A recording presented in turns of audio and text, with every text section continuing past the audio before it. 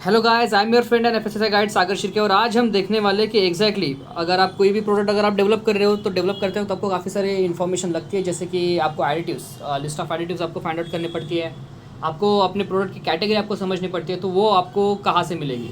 Because आप अगर novel product या फिर न्यू अगर आप कोई भी प्रोडक्ट अगर आप डेवलप करते हो तो आपको पता होना चाहिए कि एग्जैक्टली आपका जो प्रोडक्ट है वो किस कैटेगरी के अंदर आता है। तो एग्जैक्टली लाइक दैट कि मैं आज आपको वही बताने वाला हूँ कि आपको नो योर कैटेगरी और आपको कैसे आपकी कैटेगरी फाइंड आउट करनी है, और आपका जो प्रोडक्ट है उसके लिए लगने वाला एडिटिव्स जो लिस्ट है वो आपको कहाँ से मिलेगी।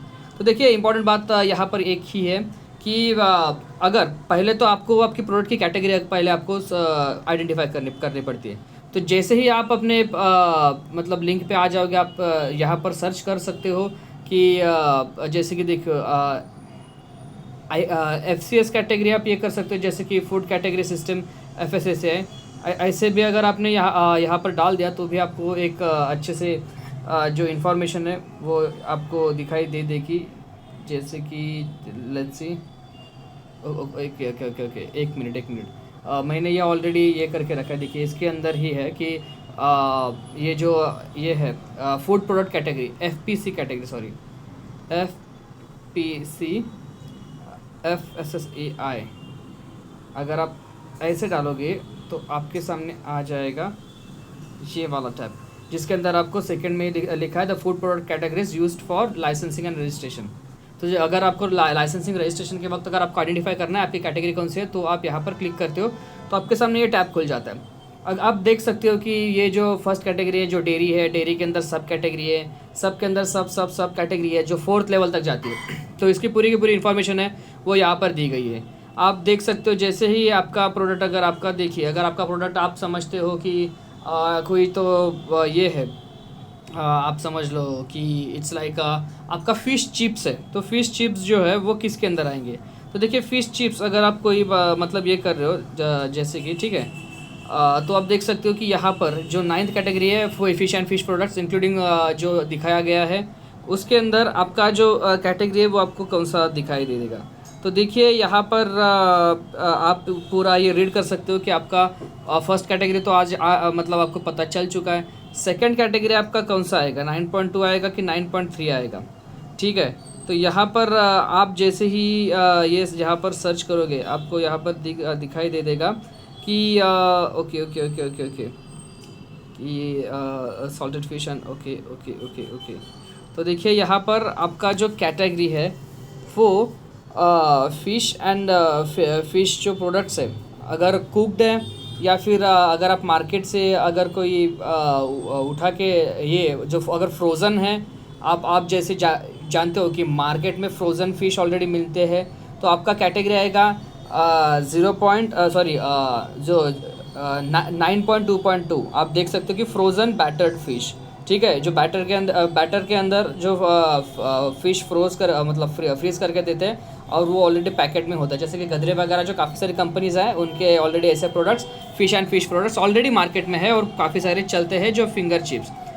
तो ऐसे आप अपने जो कैटेगरी है वो फाइंड आउट करते हो। ठीक है, जैसे कि आप देख सकते हो अगर आप आगे अगर गए कि सॉल्ट एंड इसके अंदर अपने स्पाइसेस के अंदर, अगर तो स्पाइसेस के अंदर भी अलग अलग कैटेगरी है, जैसे कि मस्टर्ड्स के लिए अलग है, विनेगर के लिए अलग है। तो ऐसी सारी चीज़ें हैं कि आपको ये फाइंड आउट करना पड़ता है। ठीक है, देन आप देख सकते हो अल्कोहलिक बेवरेजेस वगैरह वगैरह है, तो यहाँ से आप फाइंड आउट कर सकते हो अपनी जो फूड प्रोडक्ट कैटेगरी है वो आप यहाँ से फाइंड आउट कर सकते हो कि जो FPC है, कंप्लाइड FPC जो अगर आपने डाला तो फिर आपको आ जाएगा। फिर FPC कैटेगरी FSC से अगर वो भी डाला तो भी आपको पूरी पूरी की कैटेगरी लिस्ट आपको यहाँ पर दिखाई दे देगी। लेकिन अभी यहाँ पर अगर आपको जानना है कि आपका प्रोडक्ट है बटर मिल्क, जैसे कि 1.1.2, तो 1.1.2 के अंदर एग्जैक्टली कहाँ और कौन सा एडिटिव आपको उसके अंदर अलाउड है। तो अगर वो आपको एडिटिव लिस्ट अगर आपको फाइंड आउट करनी है तो आप वापस से जाओगे फॉस्कॉस पे। फॉस्कॉस के लास्ट के अंदर आप देख सकते हो FSSAI रेगुलेशंस। जैसे ही खुल जाएंगे FSSAI रेगुलेशंस, तो रेगुलेशंस के अंदर आप देख सकते हो कि जो सेकंड नंबर का food safety standard, food product standard and food additives regulation 2011, आप यहाँ पर इनका खोलोगे कंपेंडियम। याद रखना, जैसे आप कंपेंडियम खोलोगे तो जैसे ही कंपेंडियम खोलने के बाद ही आपके सामने ये पूरी ये चैप्टर्स वाइज आपको दिखाई दे देगा। ठीक है, तो ये आपको चैप्टर वाइज खोलने मतलब डायरेक्ट नहीं खोलना है, आपको खोलना है अपेंडिक्स ए। जैसे ही आप यहाँ पर जस्ट 1 मिनट, हम वापस से प्रोसीजर करेंगे। ठीक है, सेकंड में फोर्थ स्टैंडर्ड में कंपेंडियम में खोला, कंपेंडियम में इम्पॉर्टेंट बात जो अपेंडिक्स ए है, अपेंडिक्स ए में हमने चेक किया। आपको पता होना चाहिए अपेंडिक्स ए जो है वो फूड प्रोडक्ट वाइज है, और अपेंडिक्स सी जो है वो कोडेक्स के क्लासेस और कैटेगरी वाइज है। तो आप देख सकते हो कि हमने देखा था कि plain butter, actually buttermilk, right. तो बटर मिल्क के अंदर कौन से जो एडिटिव्स है वो अलाउड है। जैसे कि देखिए उसकी बटर मिल्क की कैटेगरी कौन सी है, 1112, ठीक है। तो 1112 के अंदर हम जाएंगे, 1112 1.1.1.2। Okay, so look at this 1.1.1.2 जो बटर मिल्क के अंदर फॉस्फेट ग्रुप्स है। तो फॉस्फेट जो है वो 1500 mg पर kg के हिसाब से आप यूज़ कर सकते हो if you are manufacturer of buttermilk, ठीक है। तो आप देखिए, अब अगर यहाँ पर अगर सिंपल सा दिया है कि फॉस्फेट्स, तो फॉस्फेट्स मतलब क्या, तो फॉस्फेट्स का प्रॉपर एक ग्रुप है। तो अब फॉस्फेट्स का जो प्रॉपर ग्रुप है वो आप एंडिंग में आओगे तो आपको दिखाई दे देगा कि फॉस्फेट्स का भी एक प्रॉपर ग्रुप यहाँ पर मतलब गवर्नमेंट ने, सॉरी एफएसएसआई ने यहाँ पर मेंशन किया गया है कि जो फॉस्फेट्स के अंदर जितने फॉस्फेट्स हैं सिर्फ उसमें से ही फॉस्फेट्स आपको मतलब आप सिलेक्ट कर सकते हो, ठीक है, ऐसे बात है। So let me show you that phosphate group. Okay, तो ग्रुप का आ चुका है कि ग्रुप नेम देखिए यहाँ पर प्रॉपर ग्रुप नेम है, और पहला अच्छा सेकेंड ग्रुप नेम है फॉस्फेट्स। तो फॉस्फेट्स के अंदर आप देख सकते हो इतने सारे जो है ऑलरेडी यहाँ पर जो मेंशन किए हुए जो फॉस्फेट्स है, तो वो फॉस्फेट्स जो अराउंड 29 अभी तक के लिए तो 29 फॉस्फेट्स है। आप देख सकते हो यहाँ पर अगर कहीं पर अगर राइबोफ्लाविन्स अगर लिखा है तो राइबोफ्लाविन्स यहाँ पर 3 है, राइबोफ्लाविन्स 3 है, एस्कॉर्बिल एस्टर्स जो है वो 2 है। तो अगर कहीं पर एक प्रोडक्ट का अगर नाम ही सिर्फ दिया गया है तो आपको कैसे चूज़ करना है, तो ये अभी हमने आपको बताया कि how to choose your category wise yes additives, ठीक है। तो आज की इन्फॉर्मेशन यही इंपॉर्टेंट थी कि आपको कैसे फाइंड आउट करना है कि आपको एडिटिव्स आपको कहाँ से मिलेंगे, आपको अपने नो योर कैटेगरी, आप कैटेगरी कैसे आपके प्रोडक्ट की जानोगे, और कैटेगरी जानने के बाद उसके हिसाब से आप एडिटिव्स कहाँ से और कैसे फाइंड आउट करोगे। और ये सारी चीज़ें आज हमने सीखी, और thank you so much for watching this video guys. और इसके अंदर भी काफ़ी डीप और अंडरस्टैंडिंग है, तो अगर आपको उसके बारे में अगर आपसे हमसे जानना है तो आप एक बार कमेंट कर दीजिएगा कि we want to know about the additives thing and in detail, और हमें अंडरस्टैंड करना है कि know your category system exactly कैसे काम करती है।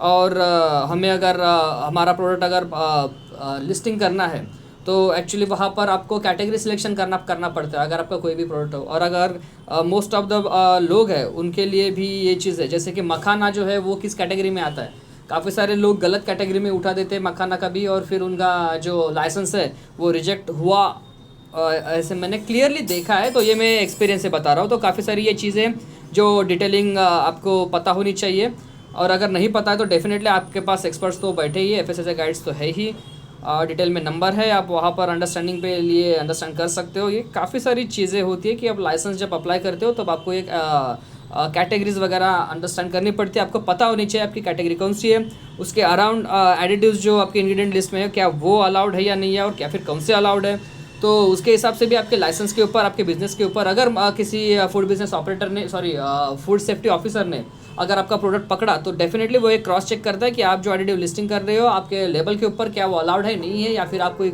अगर बैन एडिटिव या फिर कोई एडिटिव अलाउड ही नहीं है। जैसे कि देखिए प्लेन मिल्क के अंदर अगर आप प्लेन मिल्क के अंदर मैं बोल रहा हूँ, अगर आपका समझिए अगर आपका प्रोडक्ट है कुछ भी है आपका प्रोडक्ट, जैसे कि फर्मेंटेड मिल्क्स, अगर plain not heat treated after fermentation, अगर ये प्रोडक्ट है तो देखिए अगर ये प्रोसेस आप अलाउड करके ये करते हो, अगर उसके अंदर कोई भी अगर एडिटिव मिला तो डेफिनेटली आपका प्रोडक्ट जो है वो सीज किया जाएगा, और जो एफएसओ है वो आपको नोटिस भेज देगा।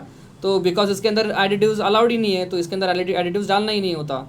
तो लाइक दैट ऐसे काफ़ी सारे प्रोडक्ट्स भी है जिनके अंदर एडिटिव्स अलाउड भी नहीं है, लेकिन कुछ लोगों को अंडरस्टैंड ना होने की वजह से, रेगुलेटरी की अच्छी नॉलेज ना होने की वजह से काफ़ी सारे लोग ये गलती कर देते हैं, ठीक है। तो ये भी पूरी चीज़ें है जहाँ की 1.3.1 के अंदर 1.3 के अंदर ब्लैंक ही छोड़ा है। तो इस ब्लैंक का मतलब क्या है, ठीक है। 1.3.2 के अंदर ब्लैंक है, तो यहाँ पर कौन से एडिटिव अलाउ हो जाएंगे। तो ये काफ़ी सारी चीज़ें जो हम आपको सिखा सकते हैं। अगर आपको अंडरस्टैंड करना है तो डेफिनेटली प्लीज़ आप कमेंट कर दीजिएगा कि we want to know more about this thing. तो मैं डेफिनेटली इसका पार्ट 2 या फिर इसके अंदर और डिटेल में वीडियो आपके लिए बनाऊंगा। बट आज के लिए बस इतना था कि मुझे इंट्रोडक्टरी लेवल पे आपको अंडरस्टैंड करवाना था कि एक्जैक्टली ये चीज़ें काम कैसे करती है, ये चीज़ें आपके लिए कैसे काम करेगी, आपके प्रोडक्ट के लिए, आपके लाइसेंसिंग फीचर के लिए और आपका प्रोडक्ट कंप्लाई करने के लिए ये चीज़ें मैटर करती है कि आपको पता होना चाहिए आपकी कैटेगरी कौन सी है। No your category and know your additives. तो आज की वीडियो यही थी कि आपकी कैटेगरी आपको ढूंढनी चाहिए अच्छे से। वो कैसे, आप कहाँ से ढूंढोगे, और आपका जो कैटेगरी ढूंढने के बाद आपका एडिटिव्स कौन सा सही है, आप यूज़ कर रहे हो या नहीं कर रहे हो, या फिर आप एडिटिव जो आपने चूज़ किया है वो सही है या गलत है, वो चूज़ करने के लिए आप कहाँ से ढूंढोगे। तो अपेंडिक्स ए से ढूंढोगे तो वो आपको कहाँ से कैसे मिलेगा, वो भी आज हमने आपको यहाँ से बताया। So thank you so much for watching this video guys. तो ये पूरा डिटेलिंग नहीं था, बट एक ऊपर लेवल पे आपको अंडरस्टैंड हो चुका होगा as a regulator. But thank you so much for watching this video. I am your host Santosh Sagar Shirke signing off. Thank you so much guys. Thank you.